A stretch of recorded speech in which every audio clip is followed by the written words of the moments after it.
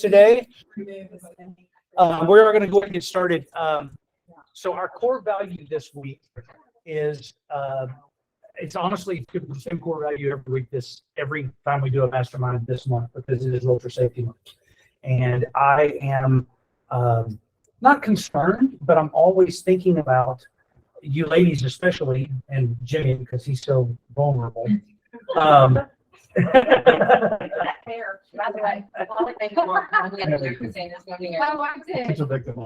the time. Well, I just want us to be aware of our surroundings and how you ladies are safe when you're out with clients, when you're out in the marketplace doing things. And a lot of times you do these by yourself. This last weekend, I was in Mineola, where my wife is from, and we went out to an area that she didn't even know existed, and she grew up there.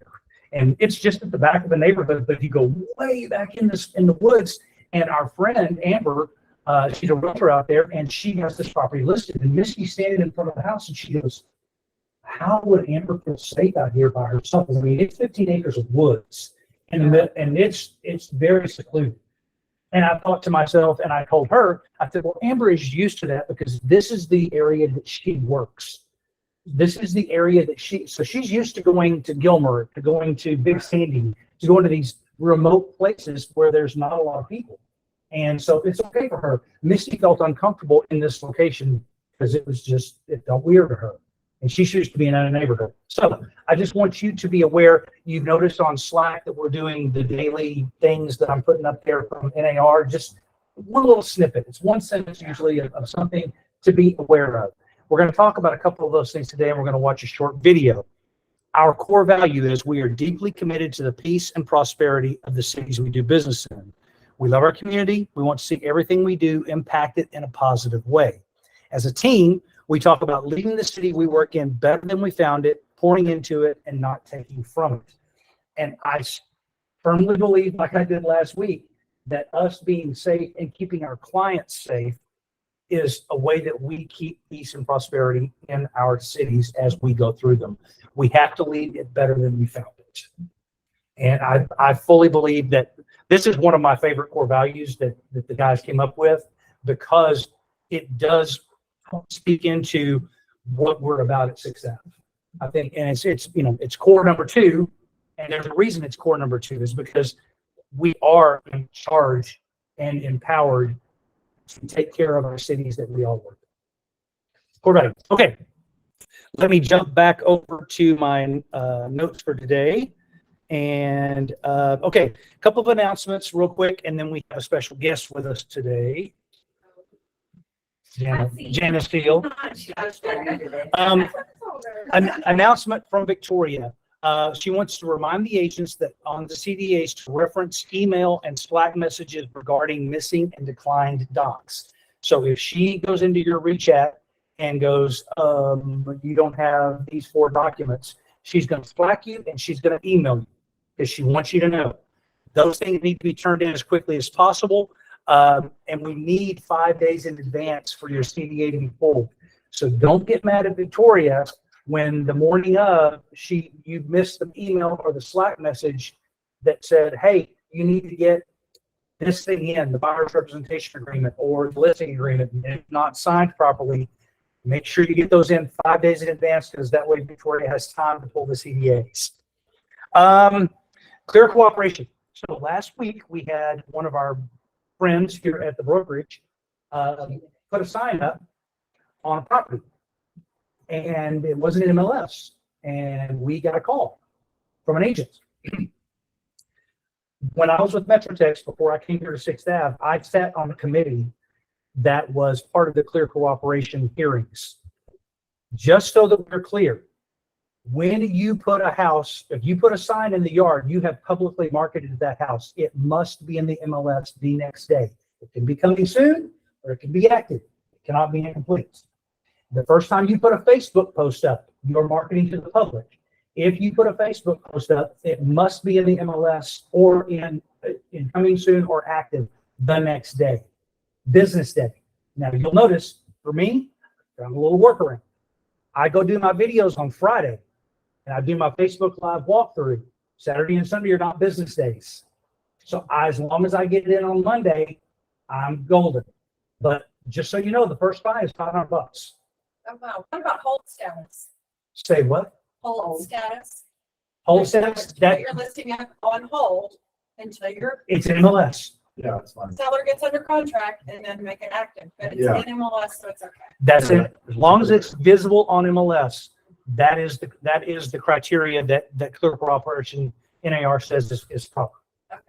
So just what happened was this person put it into MLS as incomplete, and they were like, "Oh, we're going to get on Friday," and they put the sign in Tuesday. And I called them and said, "Hey, you got to pull the sign."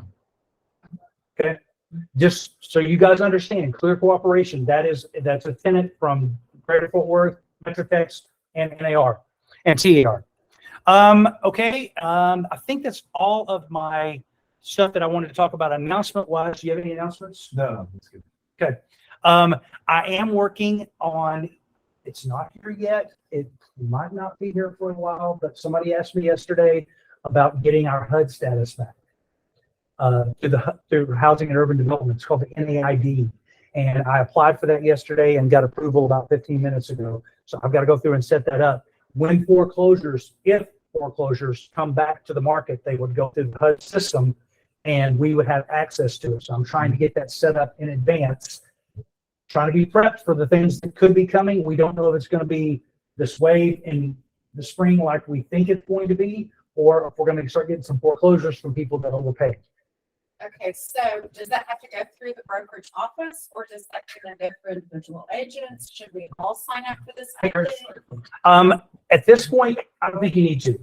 Okay, because I don't know what all the criteria is. I know that I have to be set up as the broker before you guys can be set up as individual agents. And they said something about you can add agents to your brokerage, blah, blah, blah, blah, blah. Seems like I did it myself the last time that I did it, 10 years ago. I went through my broker. He was already in there. I had his number, and they let me in by myself without his approval.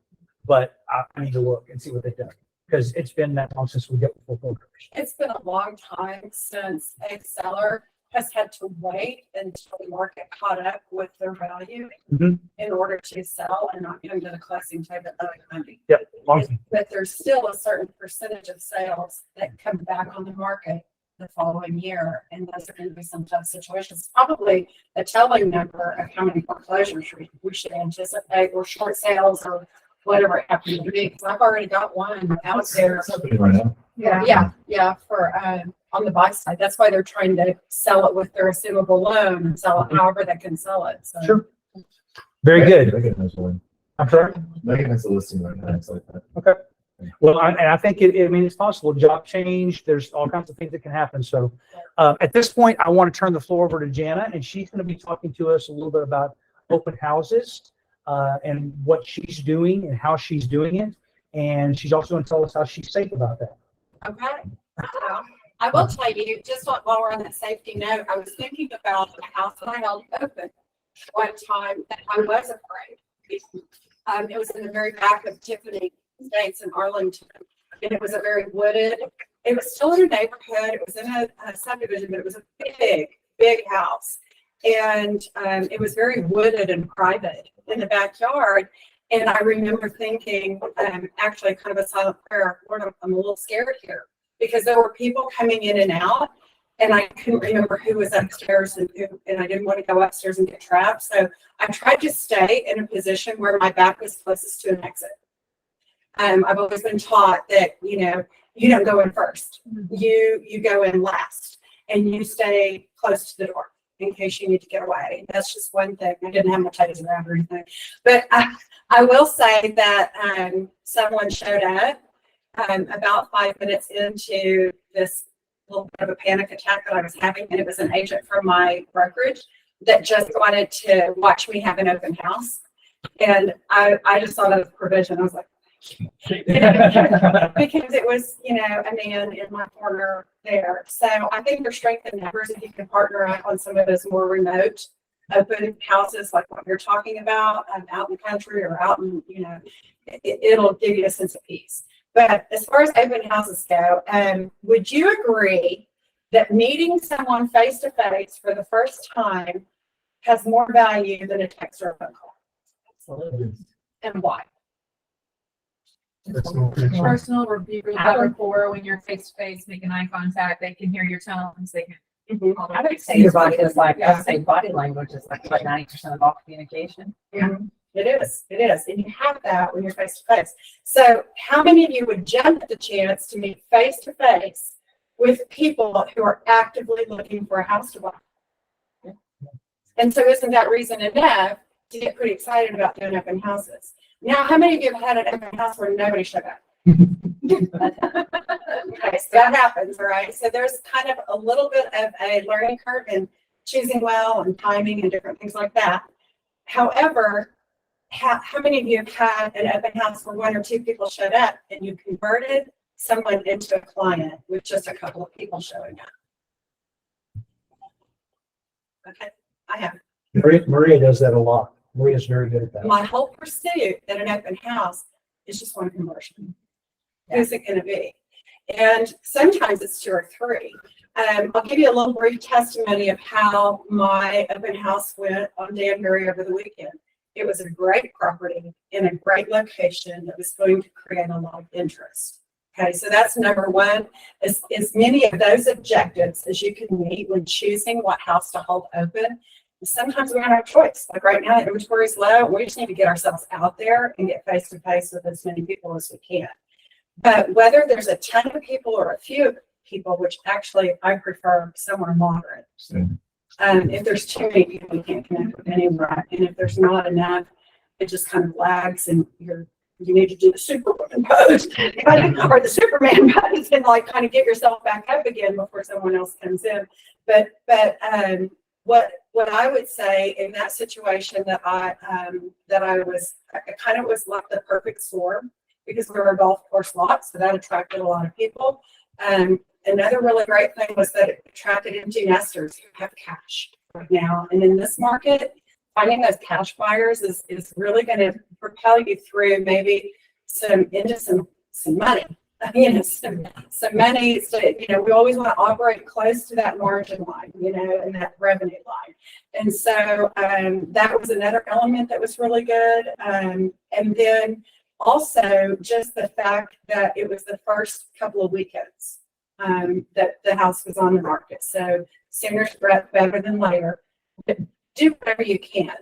I didn't have to promote a whole lot, but I did promote through social media, through MLS, that type of thing. I know it was very popular in neighborhoods. I was probably a little lazy on that end. So there's some great ways to do that. But my whole mindset going into that is not about just meeting people. It's about selling my listing. I'm going to sell it better than any buyer's agent out there.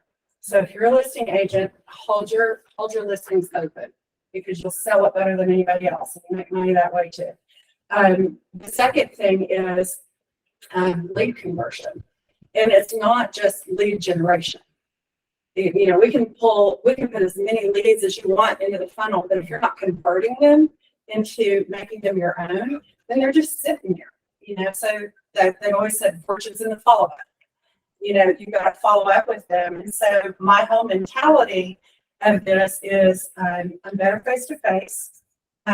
Leads are not just contacts. Follow-up creates conversion. And make sure that I'm, first of all, starting the conversation in a place of curiosity. So, who are you and why are you here and what are you looking for? And I sometimes start that with, so are you just getting started on your home search or have you been at it for a while? And I give them a really easy question to answer, like a no-brainer. It's one or the other. A lot of times they're just getting started. That's who open houses attract. And then I might ask them right up front, so are you working with an agent? First of all, I'd like to know that just to know whether or not, you have questions and I can answer those, whatever. And then I just begin asking them questions. So what is it about this house that attracted you to it? And, is it golf? Are they hobby minded? Do they have a family? Are they into it? Who are they? And that's what I'm trying to find out. And staying in that place of curiosity to let them do a lot of talking. People believe they are known when they talk. And we want to connect. So get them talking to you. Ask good, open-ended questions that are easy to answer, that are not commitment-oriented. Yeah. people do not want to commit. But just easy flow of conversation, find things that you can identify with and create connection within the conversation. And then in the midst of those questions, so do you own a home now? Are you thinking about selling? One of the leads that I'm working on converting right now, they have a lot of pain in the past. I want to find their pain and I want to present a solution that makes me very valuable in their eyes. And so there is a process that I'm going through within this first meeting. And it is a meeting, okay? It is a face-to-face meeting, the best kind I could ask for. And so I'm very on purpose about finding that pain and saying, okay, so what was that like? Tell me about your story. And they begin to talk about how they had to move and then rent for a while, and they weren't prepared for that. And then, moving twice was such a pain. And I was able to easily say, well, you know what? I can honestly say I have a very, very good track record at one move. And I said, I really, really work hard to make it seamless for my clients. And I'll tell you how I do that. And then from that point, I've accomplished my mission of connecting, finding the pain, and presenting a solution. At that point, I want to book a meeting from a meeting. They call it fan. It's that old sales technique, but you know what? We should get together and we should talk about some of these solutions that I have and see if it's something that you're interested in. Still very open-ended, non-committal, but okay, I'd be interested in talking to you. And so now all that's left after the open house is me to follow up with them and schedule something. And that's the goal. That's the perfect scenario. I held 3 open houses on Saturday and Sunday over Labor Day, and then again the following Saturday. And I have 4 conversions for those. And that's going to propel my business through the winter. And some of them are now, and some of them are next spring, but we really don't care where they fit in the pipeline. We just want to keep filling that pipeline. And so I followed up with, I immediately wrote note cards. And sometimes you have to be a little creepy to find them, like go on the tax, ask enough questions, trying to figure out where they live and what house they're selling, if they have one to sell. And then I went into the tax list, or realist tax, and found them and got their address. I already had their email and phone number because I have my iPad set up to capture that, and you can capture it right into ReachNet with the open houses. And it'll ask addresses. Sometimes they'll put them, sometimes they won't, but you can find it, send a note, leave a message, a voice message, and let them know that you're going to follow up at the beginning of the week. That's what I did. I actually had one of them call me at the beginning of the week. They'd already had a note and a message. So, I just thought I'd give you a call real quick. Lori, that's exactly what we want, is to leave them in a place where they're looking forward to it. So that's pretty much what I have on that. Awesome. Questions, things that you heard in that you would like to ask Jana more information about? Does anyone else do open houses? Well, we do. Have this year. I used to do a ton. The first 2 years, I think that's what I did every weekend at Brian's listings. But we really do them more to appease sellers. Just because I don't think we've ever had, a great mentor to be like, hey, here's how we should do it. So no, I love what you're sharing. Well, I'll give you just a little additional testimony. Open house help business. Yeah. And I had contacts with rainmakers, listing agents like Brian, I wouldn't really put myself in that category full on, but I would say there are people in this group that we can share listings with.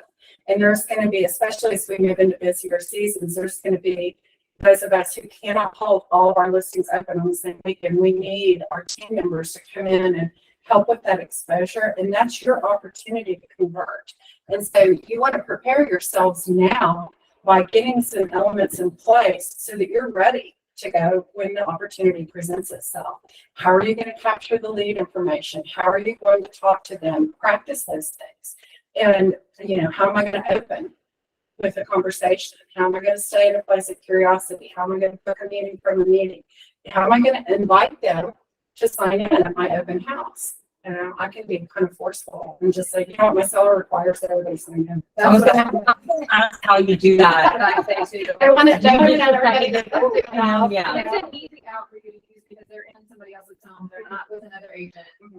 Well, that is good. I've never thought about that. I think it's a bad thing to ask them for our business to be like, for liability purposes, like we need to know who's in and out of this house because, I mean, like we usually always do open houses with two people. It's either like me and a lender, she and I, someone. But just something goes missing, we have a list of people.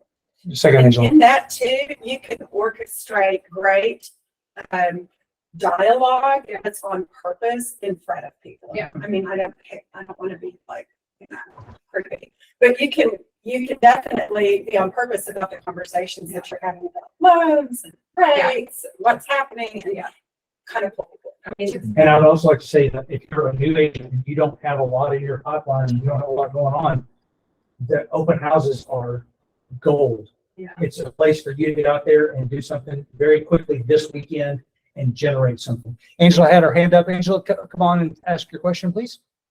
Yeah, I was just actually going to comment. I held an open house for Tasha and found a buyer.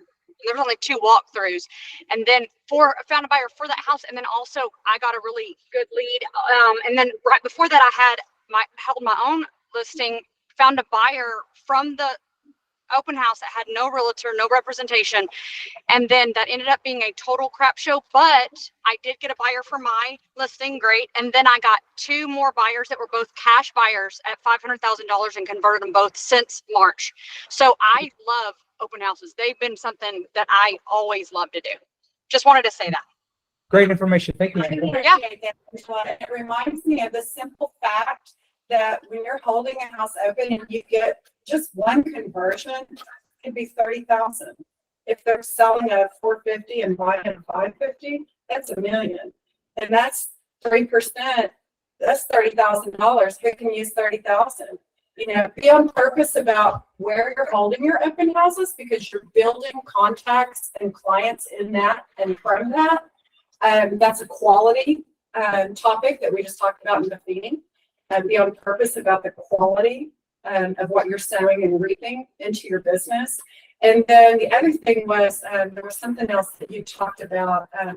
The other thing that I want to talk about is, what listings am I going to hold open? Right now we're in low inventory. How am I going to get to an open house? How can I find one to hold open? And we have a few within our brokerage, so clearly we have to go outside of our brokerage. That's where networking, establishing great relationships is going to come into play. And there are brokerages that will not let other brokerages hold them open. So just know that up front. If you get rejection, you get rejection. Don't ask every holiday. I'll just think about right now. I think Remax and Coldwell Banker might be sticklers too, I'm sure. But I know Coldwell Banker. We were able to do one. Were you? Okay. Yeah, I mean, for Jody Cows. I don't think it hurts to send a text or an email and say, hey, I noticed you just put this listing up and you probably are not, if you're not planning to do an open house, I'd love to hold it open for you this weekend. Right. It's a simple conversation, happens to me all the time. And occasionally I let somebody do it. This is why you should network too with other agents to build those relationships, because it will do nothing but propel your business. Who you're in the sandbox with matters. Yeah. And how you treat them in the sandbox matters. Most agents that have been around a while know this. And so the other thing is, look on the MLS and pull up, maybe there's a zip code that you really, really like, or an area or a neighborhood that you really, really like. Pull up all the active listings in there, and then you can add a column on your search that is listing agent. And see who they are and where they're from, or the brokerage office, get the brokerage address. But if they're from if they're from Plano, they're not going to come to South Fort Worth to hold an open. So that's an easy in to just say, hey, I saw that you have a new listing. It's in my neck of the woods. I was just wondering if you'd want for me to hold it open for you to promote the sale. And I would think that they would be.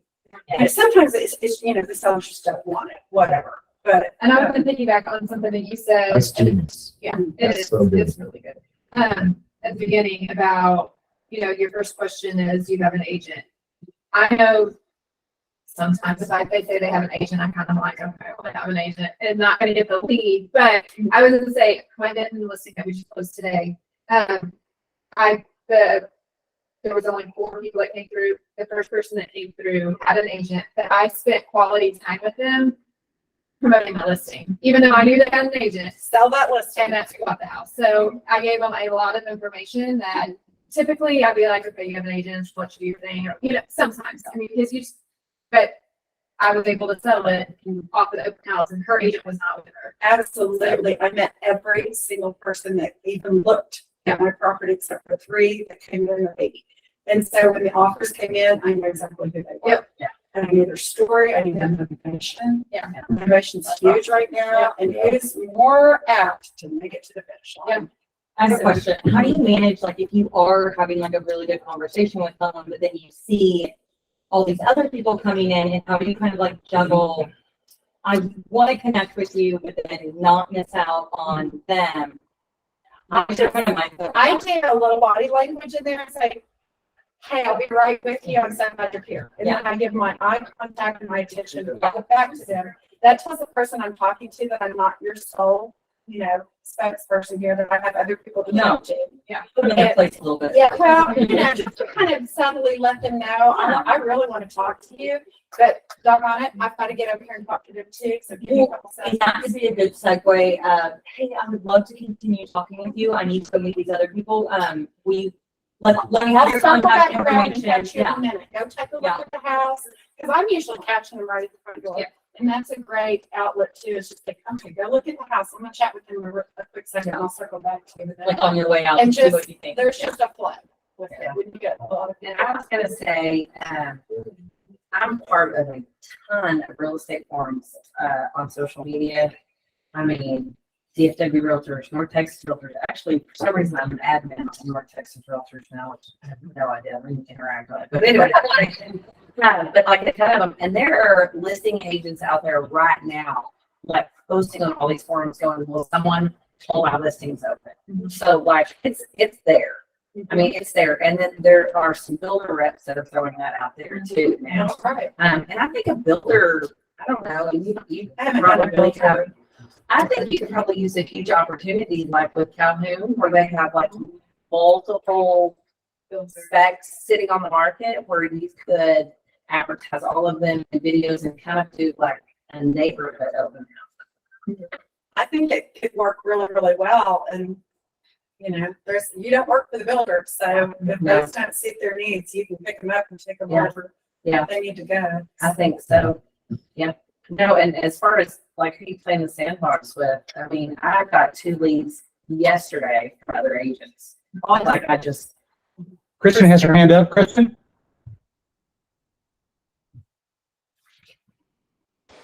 I didn't realize I still had it up. This was from earlier. I was just gonna say for the open houses for people to sign in, I always say that I'm like raffling off an Amazon gift card to get people to sign in, and that usually works. Bribe them. Yeah, I like it. That's a great I idea, don't Kristen. give them any money. Tell them it's required. But you know, that's good for morale. It's exciting. And it's a great way to get to follow up and say, hey, I'm sorry you didn't win the Amazon gift card, but I wanted to call you and let you know. And it's a great way to just call it, because they're going to think, oh, she's calling me because I won the Amazon gift card. They might have to answer the phone. I mean, the attendance has been so small anyway that I just send them all Starbucks gift cards anyway, like Well, $5. that's memorable and valuable. So Thanks for- Very good. Okay, well, if, Well, really quick, just like, you know, this is literally like Zillow leads before there was Zillow leads. You know, Right. I mean, like, all you're getting, has anybody bought Zillow leads personally? yes. yes, Yeah, and so our brokerage used to buy a ton of Zillow leads, like a ton. And like, whenever you get so big and you work your network to like, you know, you're 4 years into it and your network is like, well, I've literally sold and bought like a house for everybody in my network. You know, it's like, that's what you feel like when you're 4 or 5 years in. And so then you look into these other avenues of, you know, Zillow leads, or I'm going to purchase these ads or whatever. And it's like, this is literally, whenever Jen and I were talking about this on Monday, I was like, this is literally free Zillow leads. Free. You are just, And better, because I'll tell you, and I'm sorry. no, yeah, I'm just advocating here. My thing is I've done both, And I wasted a ton of time. It took Yes. 3 to 10 times more effort and time to convert a Zillow lead. And Yep. even after I convert them and show them houses, I didn't know they were also looking at houses with that agent or that agent Yep. over there. And I just did not find the connection. I mean, when I was converting leads like that, my number one goal was to get face to face. Well, open houses get you there, and it doesn't cost you a dime. So if you are working leads, you gotta work leads, you gotta work cold leads, but getting face to face is really the first step. Yeah, it just, I mean, I think a lot of agents are getting away from like open houses or trying to convert these that way. And they're thinking like, you know, Google ads, Zillow leads, all this like purchasing ads is going to be the easy, quick fix. And it just has not been the case at all. And so like, and we're constantly experimenting. We're literally, our brokers will constantly be paying some sort of fee or ad or for leads somehow, some way, just because we're just want to try. We always want to be on the front end of that. But I will say, like, if you want leads, like the easiest, cheapest, best way to do that is like, this is the best way to me, and like in my mind. So, like, and the genius part of like, I never thought of holding open houses for people out of state or out of the city, out of Metroplex, or like the builders and stuff like that. I didn't do. Well, that's genius. That is an easy inlet. And, you know, to take that one step further, are you involved in anything that gets you connected with people outside your sphere? And whether it's like for me, it's life groups, study groups, whatever. That's just kind of how my mode of operation. You might play pickleball, you might, or whatever it is, do something to get you out meeting new people, because people always ask you that forward conversation, family, occupation, recreation, dreams, you know, oh, well, what do you do for a living? Oh, well, yeah, it just came up the other night at Queso Queens. I'm in a group where we just want to have Queso Queens. And I said, y'all ought to do this in your community. It's so funny. Yeah, you need to have Queso Queens. Yeah. But we go once a month and try queso at different restaurants in the area, and it's a women's group, and we are yeah, That's awesome. there's some great people. What a great idea. That is, I love it. I mean, every time we get together, it's new faces. I'm like, oh, I tried to get my mom to get her real estate license just because she does Lake to the Lake and like bunco groups and like literally knows everyone. And I'm like, She just needs to wear a shirt with your business card on it. yes. Yeah, my daughter sells real estate, by the way. Okay, if y'all don't mind, we can talk about this after we do our meetings. This will only be about 15 minutes for this section, and then we'll have 15 minutes so we can talk about more about open houses. And thank you, Jana, for all the input, number one, and presentation and ideas. What great ideas you have. Great ideas. So very big pat on the back for Jana. And thank you for dropping in this morning to do this live. We appreciate it. Because face-to-face is important. It is. Yes.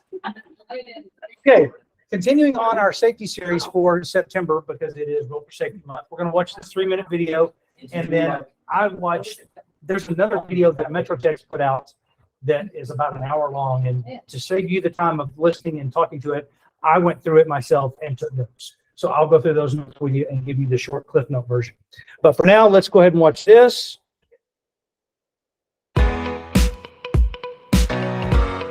As a real estate professional, you are in a unique position that most working professionals never face.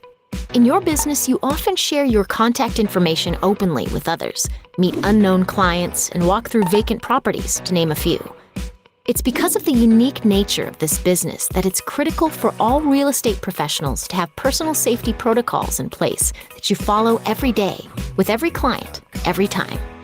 So what kind of safety protocols should you implement into your daily routine? Here are a few to consider. When meeting a client for the first time, do not meet a new client at a property right away without first having an initial meeting at your office or a public space, like a coffee shop. During the initial meeting, make copies or take photos of the client's driver's license and pre-approval letter for your records. This precaution allows you to keep a record at the office of who your clients are, their information, and a calendar of appointments. When first meeting with a new client, you should discuss the types of real estate they're interested in and walk them through the safety protocols you have in place for all clients. Now you can arrange showings, meet them at properties, and schedule open houses to help them through the biggest financial decision of their life. When viewing a property, it's okay to ask your client to drive separately. This is a safety precaution for you as much as it is for them. Not to mention you might both have appointments to go to before or afterward. Hey, this is cute. As you tour a property, walk behind your client. This routine safety measure allows them to see the room first and make their own impressions. Many agents do not go into attics, garages, or basements as an additional safety measure. But encourage your client to look around and let you know what they think. It is a safe practice to only show vacant properties which might not have electricity during daylight hours.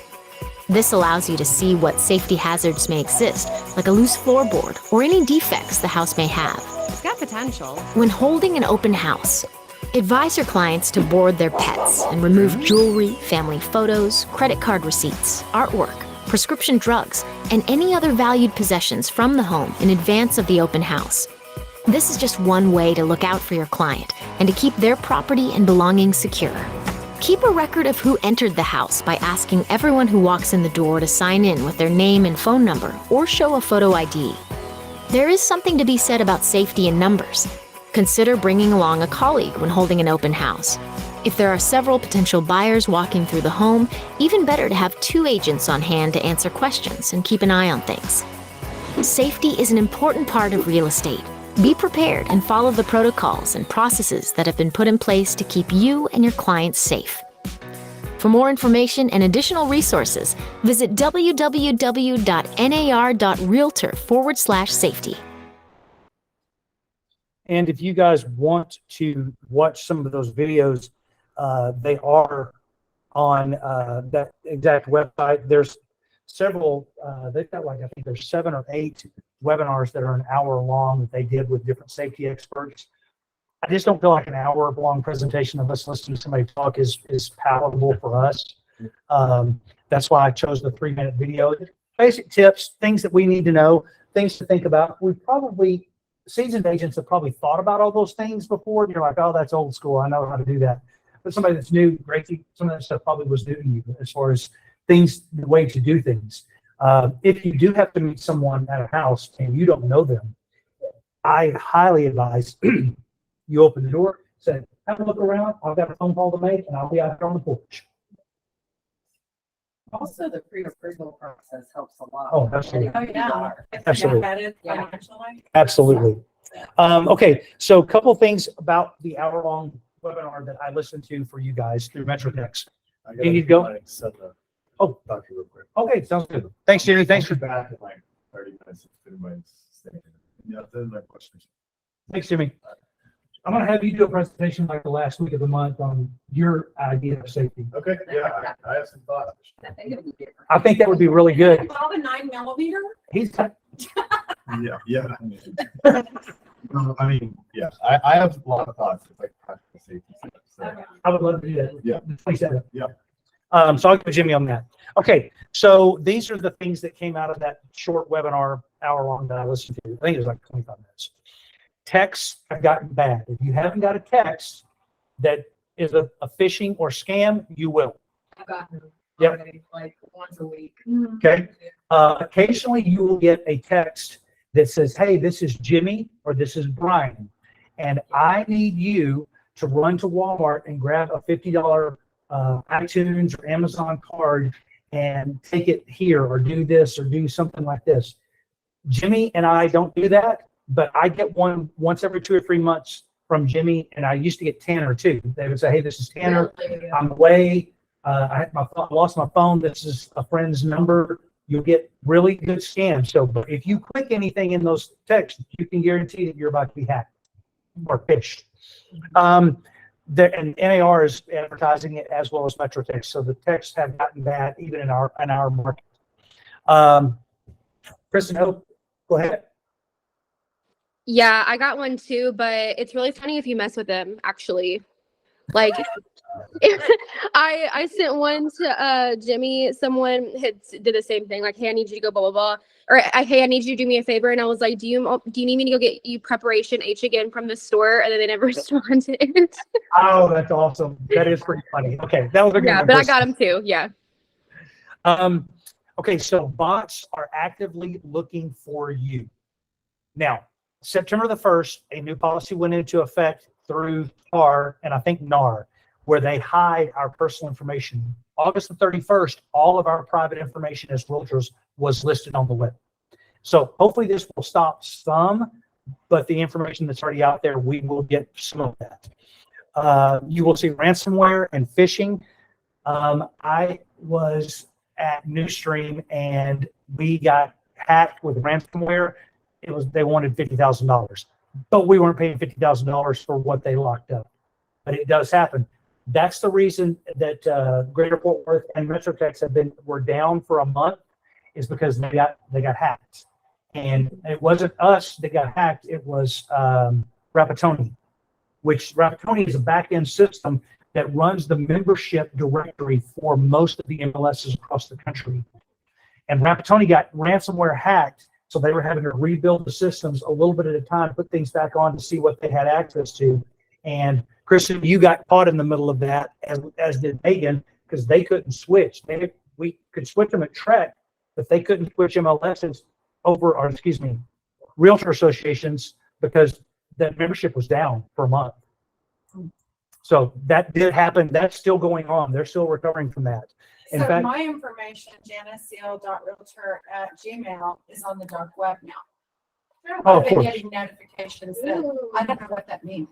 the dark web is where criminals can go. They go to websites they can buy your email address and send you spam. They can do things, send you, and some of the stuff looks really good. Of course, my mom and dad are 75 and 76.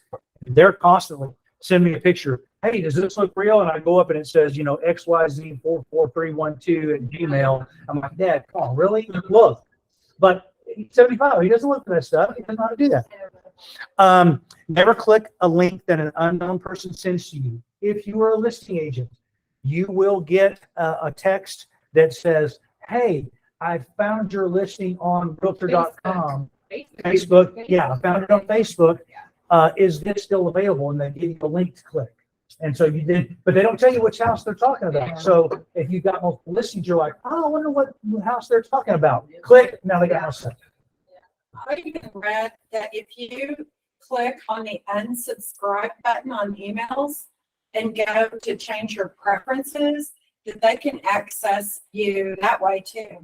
If it goes to a Google Doc, that is true. Okay. Because it'll say Google ASPIS. Okay. I believe is what the thing that's Google.ASPIS.something.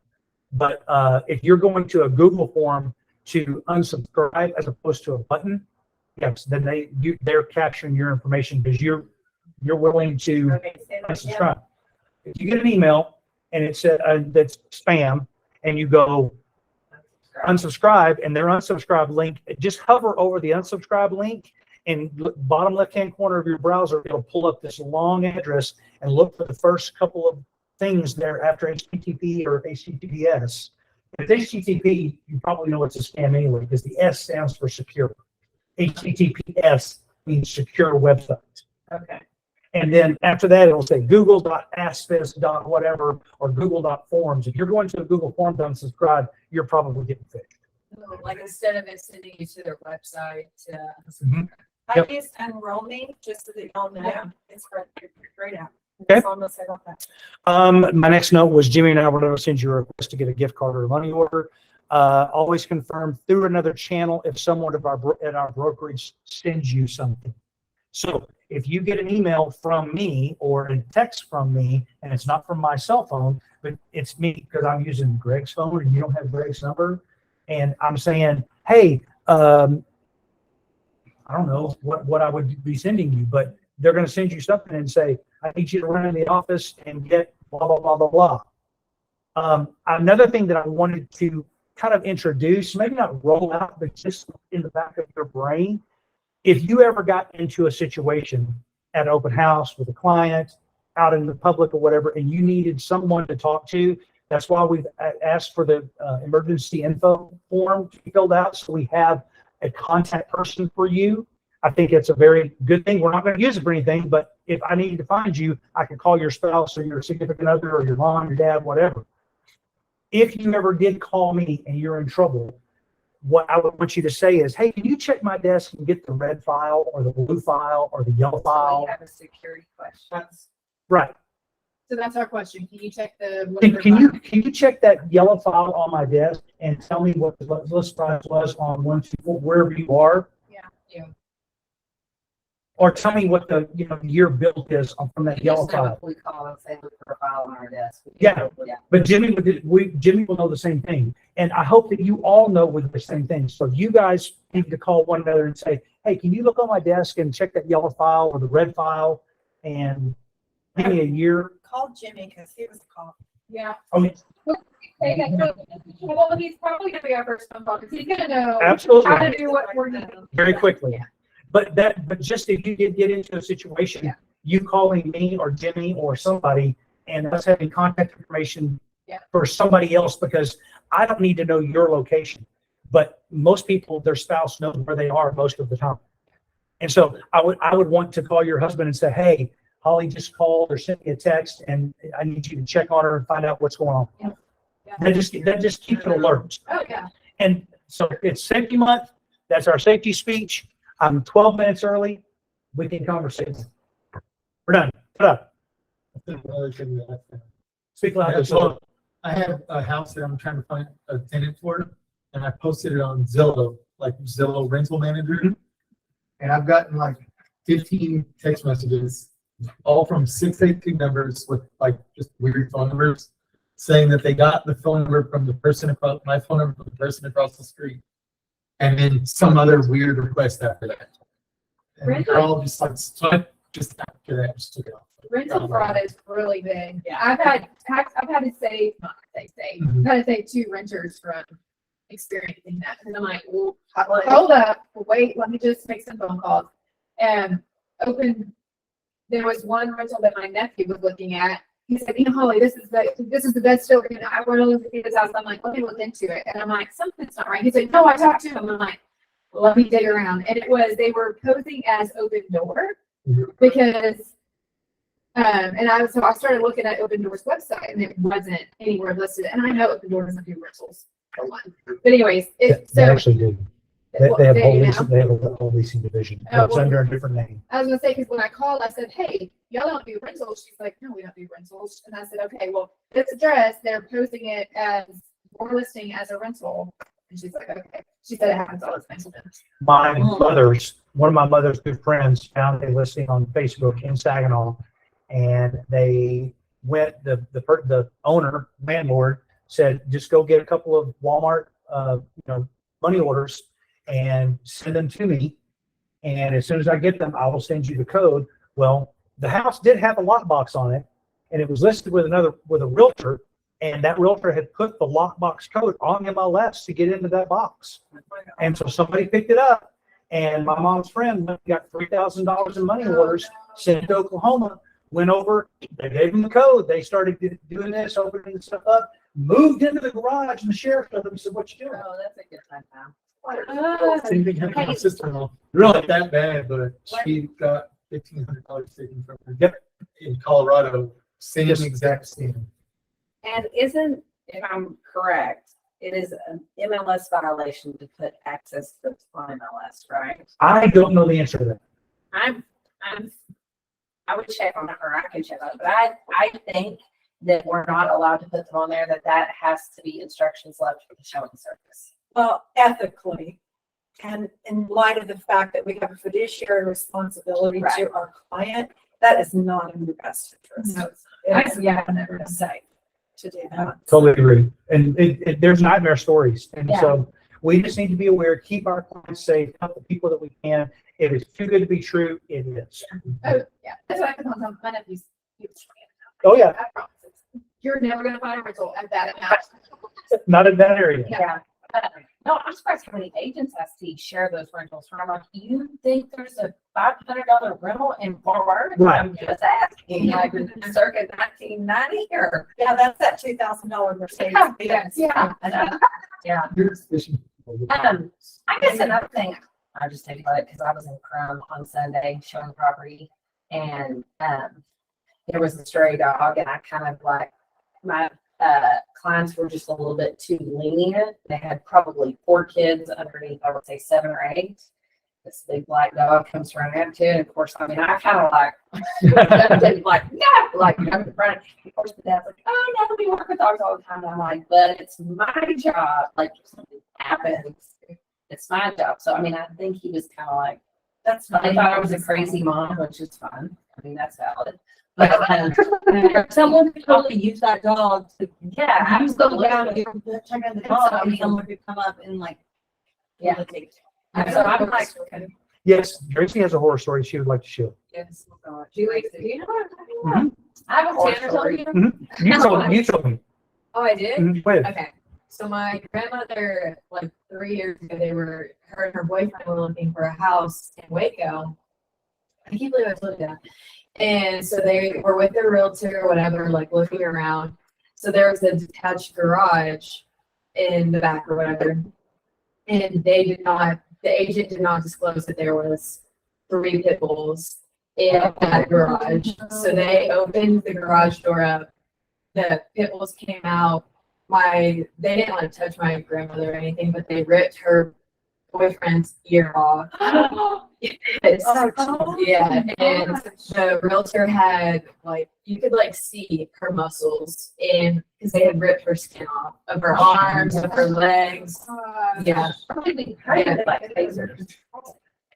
My grandmother was screaming, and luckily a bunch of neighbors came over and got the dogs off. ripped his ear off. Yep. That is, That's not the story I thought you were going to say. No, yes, they sued the realtor and the people that, and the people that lived there as well. I'm sure, yeah. It's crazy. What did you think that I was gonna say? Absolutely. I thought that you had a story about when you were jogging and had a weird. Oh, yeah. Oh, yeah, that's another story, but, Go ahead. let's Go on. I don't want to run anymore. You stopped running because of it? Well, no, I would continue to run, but I was over by the Clear Fork area running, and that's a super nice area. So it was by the press cafe and stuff, and I was running, and there's usually lots of people out there walking, whatever. Yeah. And so I didn't have my headphones in or anything, but I was running, and some guy was running the opposite way. I was like, whatever. And all of a sudden, I hear footsteps behind me, and I was like, oh, what the heck? So I looked, and it's that same guy had turned around and got up, just this close to me.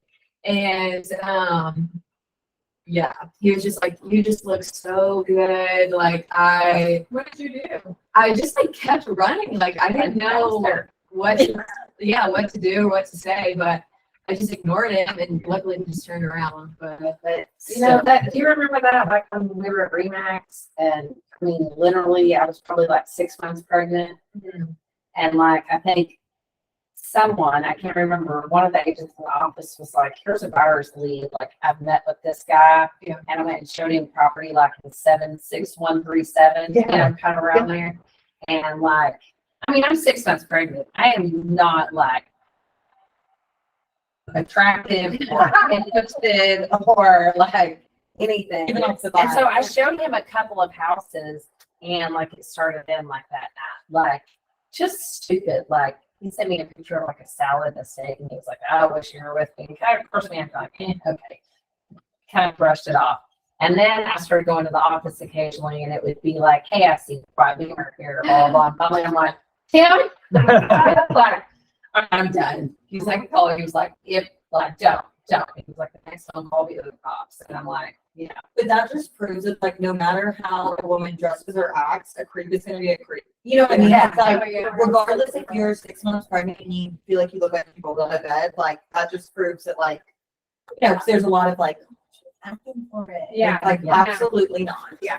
We do all have to remember to stay cautious. Yes. So we look around, just going through the intersections. When it's yellow, you look both ways, check the gates out, and we say, That's so good. it's yellow, it's a mindset. And it's not just And get right. afraid and not going punch forward, but just be wise. You know, Yeah, that's always one of those things. You know, there are certain people that meet the criteria, like by counties, that your address can be like hidden. Yeah. Because I've had, cops that I've represented, whatever, and like they've been undercover and they have to like, you can't find their deed information. I stumble across this because it's like, well, I can't find anything about your house. You don't exist.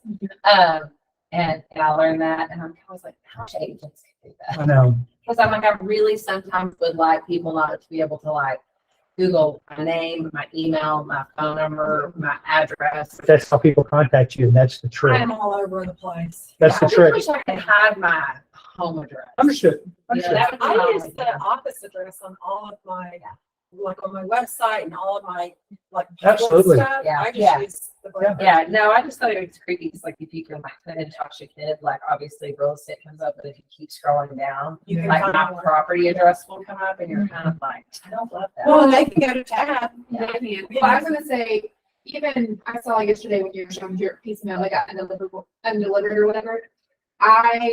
All my clients, I have my label, just my personal label that I put on there, but I saw that you had this address. I'm like, those are one of my clients, which I have really Understand? great, but that triggered something in my head. I'm like, I should probably start. Yeah, you should use this address for Yeah. your return mail. Yeah. And then, unlike Jana, you just need to pick your mail up once every 6 months. We got a stat back there like this for Jana. All my return postcards. But what happened with your mail? Did you figure out? I honestly didn't have time last night. My brother sent out an invitation a month ago, and he lives 7 minutes from me by the road, not the crow. Mhm. And I just got it yesterday, or day before I'm yesterday. telling you, it's So I there's was like, something hey. going on with USPS. I've had 3 and they were not like valid things, like vacant. I'm like, Yeah. just hope all I've my had 3 or hours- 4 this Yeah, last mine couple had to weeks. come back. Yeah. Well, I got it last month. I just Right. hope Yeah. I Right. think there's something going on like their system. There must have I been. just hope all of our cabinets. And just so a couple of reminders before we actually totally finish up here at 11 o'clock. If you haven't filled out the website and email that I asked for, please go do that because Victoria is actively putting the links on your personal page on the 6th Ave website. So if you don't have a website, that's fine.